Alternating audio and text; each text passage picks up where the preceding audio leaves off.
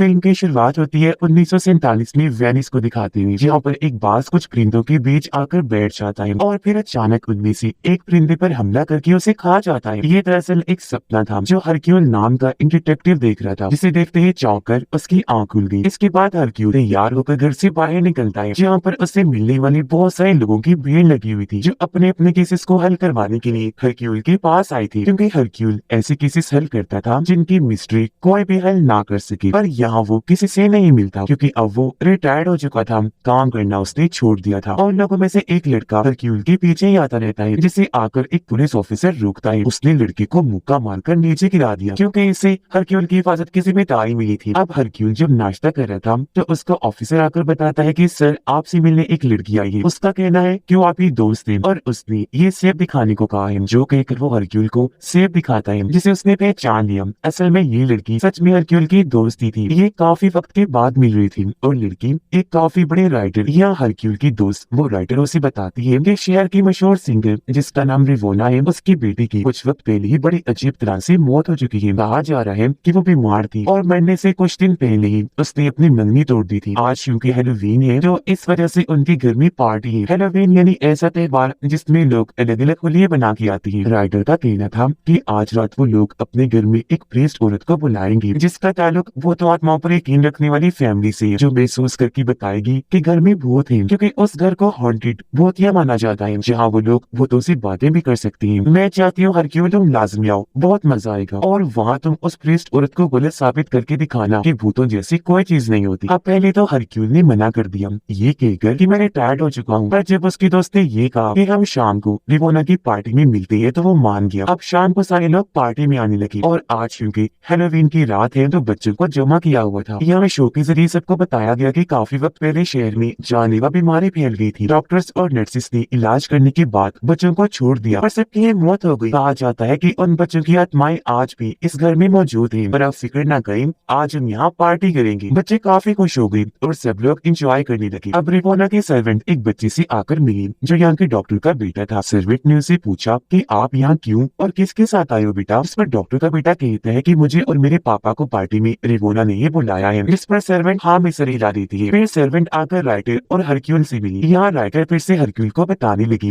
कि रिवोना की बेटी की मौत इसी घर में हुई थी, जिसका नाम एलिसिया था। कहा जाता है कि इस घर में जिन बच्चों की आत्माएं हैं उन्होंने एलिसिया को अपने कब्जे में ले लिया था, फिर उसे मार पीट कर छत से गिराकर मार दिया था। ये सुनकर हरक्यूल कहता है कि गलत है, वो तो आत्माओं जैसी कोई चीज नहीं होती। डॉक्टर का बेटा ऊपर आकर अपने डैड से मिला, जो काफी डरे घबराए लग रही थी। कुछ देर के बाद यहाँ रिवोना सबसे आकर मिलती है। कहने लगी कि मैं अपनी बेटी की मौत की वजह और राज को जानना चाहती हूँ, जिसके लिए मैं कुछ पे कर सकती हूँ। कुछ ही देर में यहाँ प्रीस्ट भी अपने साथियों के साथ आ गई, जिसने अजीब तरह का मास्क पहन रखा था। रिवोना उसे कहती है कि मैंने ऊपर सारी तैयारी कर दी है, तुमने जो रिचुअल जादू करनी है, आत्माओं से बात वगैरह वो कर सकती हो। प्रीस्ट कहती है कि मुझे यहाँ नीचे भी आत्माएं महसूस हो रही हैं। ये सुनकर हरक्यूल सामने आकर कहता है कि मैं भूतों वगैरह पर यकीन नहीं करता, साबित करो ये बात। यहाँ भूत है। जिसके अगले ही पल वहाँ अजीब सीन हो जाता है। एक झूमर जोर से नीचे आके गिरता है। ये देखकर सारे काफी घबरा गए। बच्चों को फौरन वहाँ से निकाल दिया जाता है और अभी लोग ऊपर जाने लगे, ऊपर वाला कमरा चेक करने के लिए, जहाँ रास्ते में डॉक्टर खड़े हुए थे। उनके बारे में सर्वेंट हरक्यूल को बताने लगे। ये पहले आर्मी में डॉक्टर हुआ करती थी, पर वहाँ सोल्जर्स की बुरी हालत देखकर ये परेशान रहने लगी। इन्हें एक ऐसी बीमारी हो गई, ये डिप्रेशन का शिकार हो गई। यही वजह है कि हर वक्त ऐसे खोए खोए रहती है। और रिवोना की बेटी एलिसिया भी जब बीमार थी तब भी ये उसकी देखभाल किया करती थी। ये लोग ऊपर वाले कमरे के पास आए, जिसकी चाबी से रिवोना के पास ही थी। उसने ताला खोला तो ये अंदर भी। ये असल में एलिसिया का कमरा था, जिसमें उसका काफी सारा पुराना सामान पड़ा हुआ था, जिन सबको हरक्यूल गौर से देखने लगा। सर्वेंट उसे बताती है कि रिवोना अपनी बेटी एलिसिया से बहुत प्यार करती थी। दोनों माँ बेटी इसी घर में रहती थी। रिवोना ने अपनी सिंगिंग से खूब पैसा कमाया। एलिसिया जब बड़ी हुई तो उसे अपने दोस्त से प्यार हो गया। दोनों ने मंगनी करी, पर धीरे धीरे इस घर का असर एलिसिया पर पड़ना शुरू हो गया। उसे बहुत दिखने लगी थी। वो काफी डरी रहा करती थी। उस बेचारी की हालत तो उससे भी नहीं देखी जाती थी। फिर एक दिन भूतों ने उसे काफी मारा,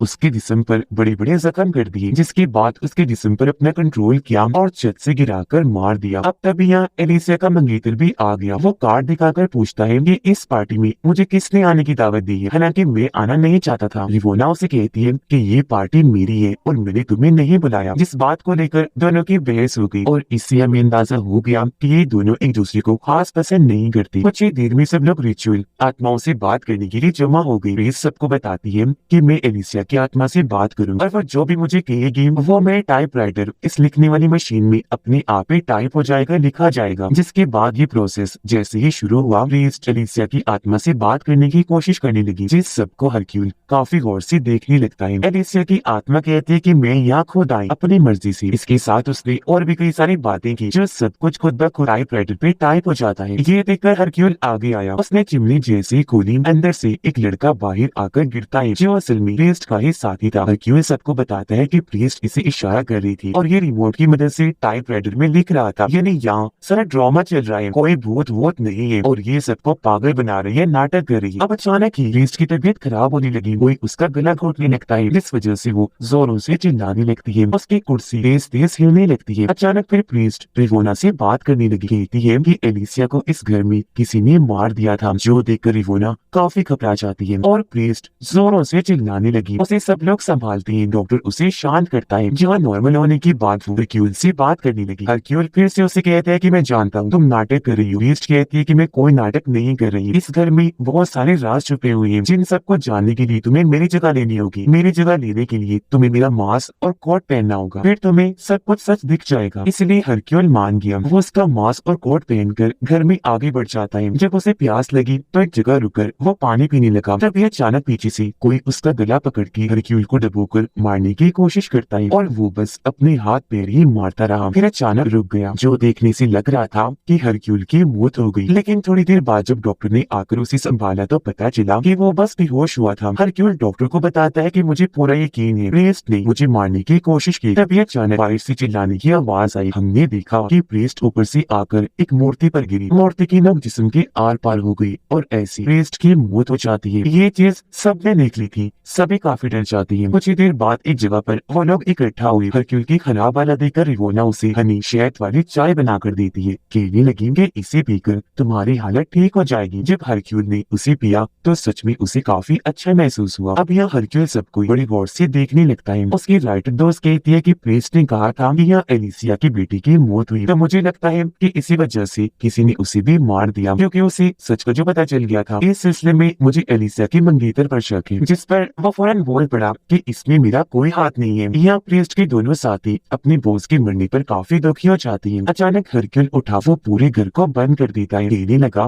कि इस घर में खून हुआ है और अब मैं एक डिटेक्टिव होने की वजह से ये केस अपने हाथ में ले रहा हूँ। इसकी इंक्वायरी करके इस केस की मिस्ट्री को हल करके ही रहूंगा। फिर वो रिवोना से बात करता है, पूछने लगा कि एलिसिया को क्या पसंद था, जिस पर वो उसे ऊपर लेकर जाती है जहाँ पर फूल उगे हुई थी। वो कहती है कि यहाँ शहद की मक्खियाँ आती थी जिनसे फिर हम लोगों को शहद मिलता था, जो एलिसिया को काफी पसंद था क्योंकि सेहत के लिए भी अच्छा होता है। आगे वो कहती है कि मुझे लगता है कि मेरी बेटी से जुड़े बहुत सारे राज हैं, इसलिए मैंने सबको यहाँ बुलाया था क्योंकि मुझे उसकी आवाजें भी सुनाई दिया करती, तो मैं जानना चाहती हूँ कि मेरी बेटी के साथ आखिर हुआ क्या था। अब यहाँ हरक्यूल को भी घर से अजीब आवाजें आने लगी थी। वो जब पूरे घर को चेक करता है तो दीवारों से पानी टपक रहा था, जबकि असल में पानी जैसा वहाँ कुछ था भी नहीं। थोड़ी देर बाद हरक्यूल डॉक्टर के पास आया, उसके साथ मिलकर प्रीस्ट की लाश को चेक करने लगता है। वो हरक्यूल को बताने लगा कि इसके जिस्म पर जबरदस्ती के कोई निशान नहीं है जो हम कहें कि किसी ने इसे उठा कर मारा है, बल्कि ये खुद गिरकर मारी गई होगी। हरक्यूल देखता है कि डॉक्टर अभी भी काफी परेशान है, जहाँ तभी डॉक्टर का बेटा आकर उसे संभालता है। हालांकि वो छोटा था पर काफी समझदार था। यहाँ डॉक्टर हरक्यूल को बताने लगा कि मैंने जंग में खून खराबा तो देखा है, जहाँ पर मेरी आंखों के सामने बहुत सारे सोल्जर्स को मार दिया गया था, पर जब मैं यहाँ आया तो एलिसिया के साथ भी मैंने कुछ ऐसे ही देखा। वो बेचारी एक तो बीमारी की वजह से तकलीफ में तड़पा करती थी, ऊपर से उसे वो दिखाई दिया करती थी और मैं जाकर उस वक्त एलिसिया की भी कोई मदद नहीं कर सका। हालांकि जब वो तड़पती थी मुझे बहुत तरस आता था, पर वो सब कुछ मेरे लिए समझ पाना काफी मुश्किल हुआ करता था। जब यहाँ हरक्यूल को भी अजीब महसूस होने लगा, वो यहाँ से वॉशरूम जाता है। जब शीशे के सामने खड़ा था तो उसे अपने पीछे एलिसिया का बहुत दिखाई देता है, जो काफी भयानक लग रही थी। घबराते हुए हरक्यूल ने पीछे मुड़कर देखा तो वहाँ कोई भी नहीं था। उसे घबराया हुआ देखकर यहाँ डॉक्टर का बेटा जाता है, जो इस वक्त एक किताब पढ़ रहा था। वो हरक्यूल से पूछता है, आप ठीक तो हो? जिस पर उसने हाँ कहा। फिर वो डॉक्टर के बेटे से भी कहता है कि जो किताब तुम पढ़ रहे हो ये काफी बेहतरीन है। जिसके बाद हरक्यूल वहाँ से नीचे आया, आस पास की हर चीज चेक करने लगता है। उसे एक छोटी लड़की दिखाई दी जो डरी हुई साइड में छुपी खड़ी थी। हरक्यूल उसे कहता है कि बेटा बाहर आ जाओ, तुम्हें डरने की जरूरत नहीं है, कुछ नहीं होगा। अचानक वहाँ राइडर आ गई जो हरक्यूल से पूछती है, आप किससे बात कर रही हो? वो कहता है कि इस बच्ची से। अब जब हरक्यूल ने पलटकर वहाँ देखा तो वहाँ पर बच्ची थी ही नहीं, जिस वजह से दोनों को ही काफी हैरत हुई। अचानक इन्हें अजीब तरह की आवाजें आने लगी, जो सबको आ रही थी। जिन आवाजों का पीछे करते करते ये बेसमेंट में आ जाती है, जहाँ पर उन सब बच्चों की लाशें बहुत ही बुरी हालत में पड़ी थी, जिनकी उस जानलेवा बीमारी की वजह से मौत हो गई थी। वो गल सड़ गई थी। यहाँ डॉक्टर का बेटा भी सबको बताता है कि ये उन्हीं बच्चों की लाशें हैं। जो सुनकर एलिसिया का मंगेतर कहता है कि ये भी तो हो सकता है ना कि इन्हें तुम्हारे डैड ने ही मारा हो। ये सुनकर डॉक्टर को गुस्सा आ गया। वो उसे पकड़कर पीटने लगता है। दोनों में हाथापाई हो गई। तब सारे लोग जाम दोनों को छुड़वाने में लगे थे, तो हरक्यूल को एक स्केलेटन ढांचे में से बहुत सारी शहद की मक्खियां उड़ती हुई नजर आती हैं। और अब डॉक्टर अपने बेटे के कहने पर एलिसिया के मंगेतर को छोड़ देता है। डॉक्टर का बेटा अपने डैड को शांत करके उन्हें दवाई देता है। फिर हरक्यूल से बात करते हुए डॉक्टर उसे कहता है कि लगता है आपको भी मेरी तरह वो दिखने लगी है, जो कहकर उसकी आंख लग गई। अब यहाँ हरक्यूल डॉक्टर को एलिसिया के कमरे में सोने के लिए लिटा देता है और उस कमरे को लॉक करके चाबी अपने पास ही रख लेता है। जिसके बाद हरक्यूल इस बारे में एलिसिया के मंगेतर से बात करता है, जिस पर उसका कहना था कि मेरा और एलिसिया का ताल्लुक बहुत अच्छा था, लेकिन फिर अचानक इस भूतिया घर में उसकी हालत खराब रहने लगी। हमारे बीच भी बहुत लड़ाइयाँ हुई, जिस वजह से उसने मुझसे अपना रिश्ता तोड़ लिया। जहाँ पे एक दिन मुझे उसकी मौत के बारे में पता चला, जो सुनकर मुझे तकलीफ हुई, क्योंकि मैं उससे बहुत प्यार करता हूँ। इस बात का सबूत वो अपने पास रखी एलिसिया की तस्वीर दिखाकर देता है। वो फिर बताता है कि मैं आज भी उससे प्यार करता हूँ, पर उसकी मोह में अलग करना चाहती थी। यहाँ वो हरक्यूल को वो खत भी दिखाता है, जिसे भेजकर एलिसिया के मंगेतर को पार्टी में बुलाया गया था। उसमें भी हरक्यूल को सेब की झलक दिखाई देती है, जिसके साथ ही उसे अजीब महसूस होने लगा। राइटर ने जब देखा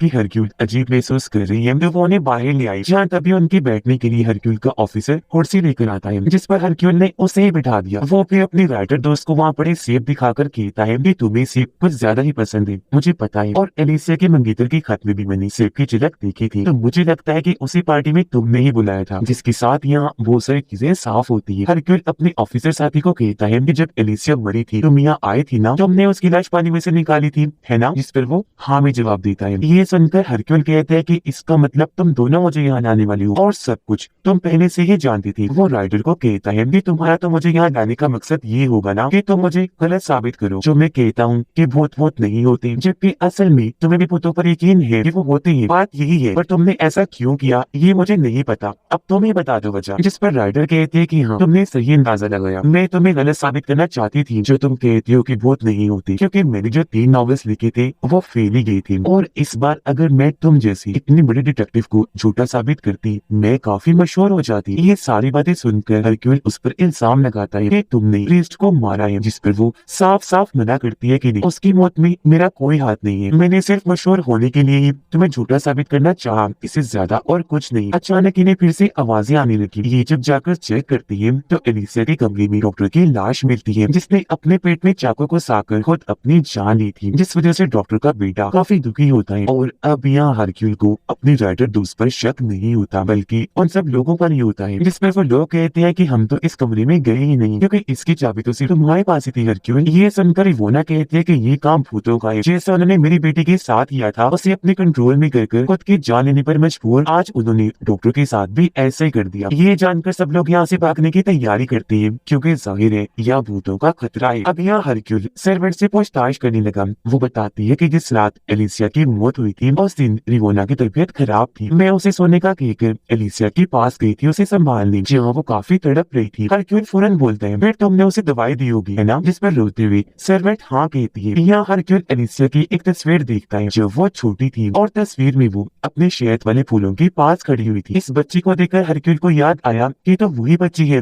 जिसका भूत मैंने घर में देखा था, जो असल में एलिसिया के बचपन का रूप था। और अब वो एलिसिया के कमरे में आता है, जिसमें गलती से उसे एक कप गिर के टूट जाता है। वो जब नीचे झुका तो उसे वहाँ एलिसिया के मंगेतर की फटी हुई तस्वीर मिलती है, जिसके बाद हरक्यूल पूरे घर को लॉक कर देता है और सबको इकट्ठा करके कहता है कि यहाँ पर कोई भूत वोत नहीं है, क्योंकि यहाँ एलिसिया के साथ साथ प्रिंस और डॉक्टर का भी खून हुआ है, तो इसका मतलब कातिल तुम लोगों में से कोई है। जिसके बाद वो फटी हुई एलिसिया और उसके मंगेतर की तस्वीर को जोड़कर कहता है कि असली कातिल और कोई नहीं बल्कि रिवोना है। जो सुनकर सारे काफी चौंक गए, यहाँ तक कि रिवोना भी भड़क गई। वो जोर जोर से बोलने लगती है, कहती है कि तुम मेरी ही बेटी की मौत का इल्जाम मेरे सर पर कैसे लगा सकती हो, साबित करो। जिस पर हरक्यूल से बताता है कि तुम अपनी बेटी के साथ शहद की खेती कर रही, शायद तुम उसे इसलिए नहीं देती थी कि उसे पसंद था, यह सेहत के लिए अच्छा होता है, बल्कि इसलिए दिया करती थी ताकि उस फूल वाला शहद खाकर उसे हेलुसिनेशंस हों, यानी कि उसे वो नजर आए जिसका हकीकत से कोई ताल्लुक ही ना हो। जैसे शेर इस्तेमाल करने के बाद उसे भूत नजर आने लगी थी जो असल में थे भी नहीं। वो इन भूतों को बस हेलुसिनेट कर रही थी जो इन फूलों में बनी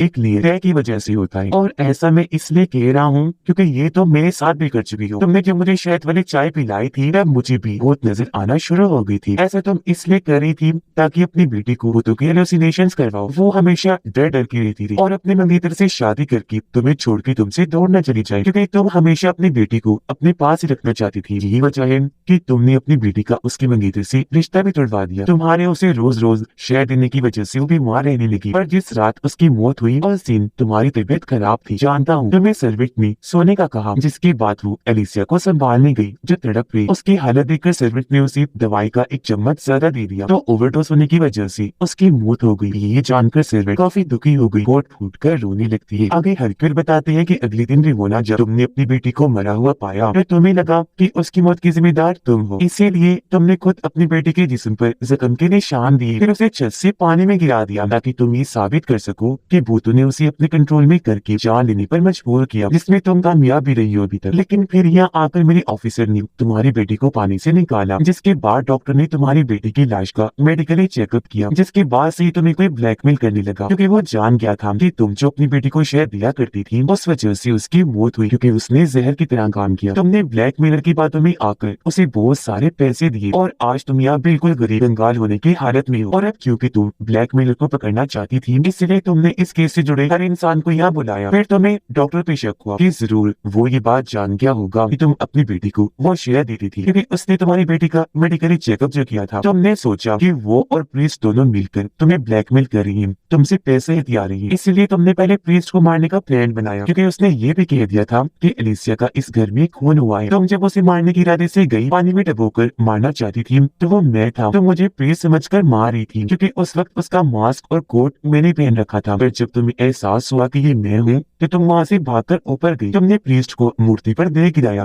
जिससे उसकी जान चली गई, जिस पर फौरन एलिसिया का दोस्त पूछता है तो डॉक्टर को किसने मारा, क्योंकि वो तो जिस कमरे में लॉक था उसकी चाबी आपके पास थी, वहाँ आपके अलावा कोई नहीं जा सकता था। इस बात पर हरक्यूल उसे जवाब देता है कि बेशक वहाँ कोई नहीं जा सकता था, पर वहाँ एक फोन लगा हुआ था जिस पर रिवोना ने कॉल करके डॉक्टर से बात की। उसे कहा कि मैं जान गई तुम्हें मुझे ब्लैकमेल कर रही हो, इसलिए अब मैं तुम्हें दो ऑप्शन देती हूँ, तुम्हारा बेटा मेरे साथ है, या तो मैं तुम्हारी बेटी को मार देती हूँ या तुम खुद उस कमरे में पड़े चाकू से अपनी जान ले लो। ये सुनकर डॉक्टर काफी टूट गया, पर उसके पास अपने बेटे को बचाने के अलावा और कोई रास्ता नहीं था, इसीलिए उसने अपने पेट में चाकू घुसाकर खुद ही अपनी जान ले ली। ये सारी बातें सुनकर रिवोना भड़क गई, कहती है कि मैंने ये सब कुछ अपने बेटे के लिए किया ताकि वो मुझसे कभी दूर ना जाए। जिसके बाद वो सबको वहीं लॉक करके छत की तरफ भाग जाती है। तब दूसरे रास्ते से हरक्यूल भी उसके पीछे पीछे ऊपर चला जाता है। वो यहाँ फिर से हरक्यूल को अपनी बातों में फंसाने लगी। जहाँ हरक्यूल उसके पीछे एलिसिया के भूत को देखता है जो एकदम से आकर रिवोना को पकड़ लेती है और खींचकर अपने साथ काफी नीचे ले गई, जिसके बाद उसने रिवोना को काफी ऊपर से गिरा दिया और ऐसे उसकी मौत हो जाती है। अब ये बहुत असली था क्योंकि रिवोना काफी दूर खड़ी हुई और खुद उसे भी एहसास हुआ कि कोई मुझे खींचकर ले जा रहा है, जिस बात का आज यहाँ एहसास हरक्यूल को भी हुआ कि भूत सच में होते हैं। पर यहाँ ये भूत तो रिवोना से अपना बदला लेने आया। अब अगले दिन तीनों लाशों को घर से निकाला जाता है और क्योंकि डॉक्टर का बेटा अकेला रह गया था इसलिए सर्वेंट कहते हैं कि इसका ख्याल मैं रखूं। यहाँ हरक्यूल डॉक्टर की बेटी से बात करता है जहाँ वो हरक्यूल को बताता है कि इस सब में सारी गलती मेरी है, जो सुनकर हरक्यूल कहता है कि जानता हूँ, ये बात मुझे पहले से ही पता है, असल में तुम ही रिवोना को ब्लैकमेल कर रही थी है ना। जिस पर वो हाँ में जवाब देता है। फिर बताने लगा कि मेरे डैड ने नहीं बल्कि मैंने